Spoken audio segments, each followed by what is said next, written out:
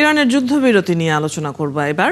আমাদের সাথে যুক্ত হচ্ছেন মধ্যপ্রাচ্য বিষয়ক বিশ্লেষক সিরাজুল ইসলাম। স্বাগত জানাচ্ছি আপনাকে সংবাদ সংযোগে। এই যুদ্ধবিরতির পেছনে কি কোনো ধরনের গোপন কূটনৈতিক আলোচনা বা তৃতীয় পক্ষ যেমন জাতিসংঘ বা অন্য কোনো দেশ কাজ করছে, কি মনে করেন আপনি?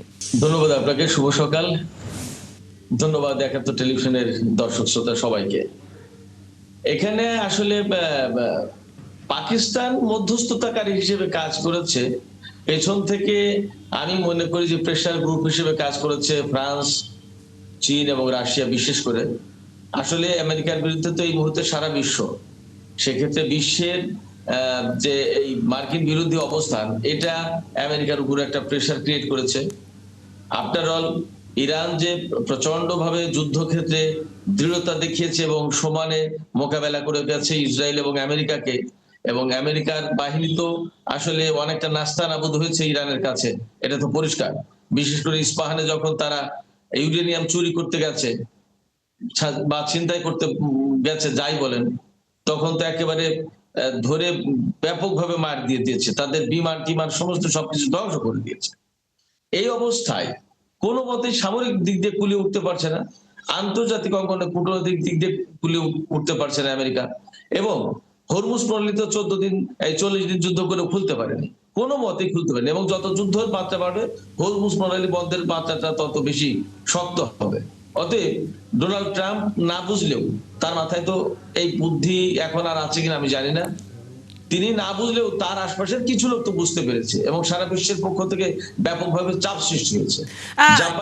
এটি কি ইরানের কৌশলগত জয় হিসেবে দেখা যায় নাকি চাপের ফল ধরে নেব আমরা? এবং একই সাথে এটি কি দীর্ঘমেয়াদী শান্তি আলোচনার সূচনা হতে পারে? আপনি প্রথম প্রশ্ন কি করেছেন আর একবার বলবেন একটু প্লিজ। আমি জানতে চাইছিলাম যে এটা কি ইরানের কৌশলগত জয় হিসেবে ধরে নেওয়া যায় কিনা, নাকি এটা চাপের ফল, এবং একই সাথে দীর্ঘমেয়াদী শান্তি আলোচনা এখান থেকে শুরু হতে পারে কিনা? এটা কৌশলগত বিজয় না, এখন সরাসরি সামরিক বিজয়। কৌশলগত কোনো বিজয় না, এটা সরাসরি সামরিক বিজয়। ইরান যদি আজকে সামরিক ক্ষেত্রে খুব দৃঢ়তা না দেখাতে পারতো, এবং আমেরিকা এবং ইসরায়েল তার আগ্রাসী শক্তি তাদেরকে যদি সিরিয়াসলি মোকাবেলা না করতে পারতো, তাহলে আজকে ইরানকে পরাজয় মেনে নিয়ে আমেরিকার কথা মতো চুক্তি করতে হতো, যুদ্ধবিরতি করতে হতো। কিন্তু আজকে যুদ্ধবিরতিটা হয়েছে মূলত ইরানের কথা মতো।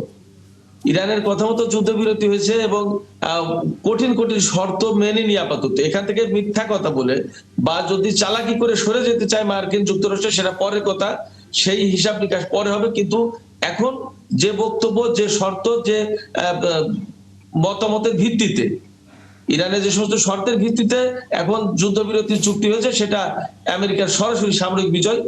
আর এই যে শর্তগুলোর ভিত্তিতে 2 সপ্তাহের জন্য যুদ্ধবিরতি হলো, এটাকে আমরা আপাতত ধরতে পারি যে স্থায়ী শান্তি চুক্তির দিকে নিয়ে যাবে।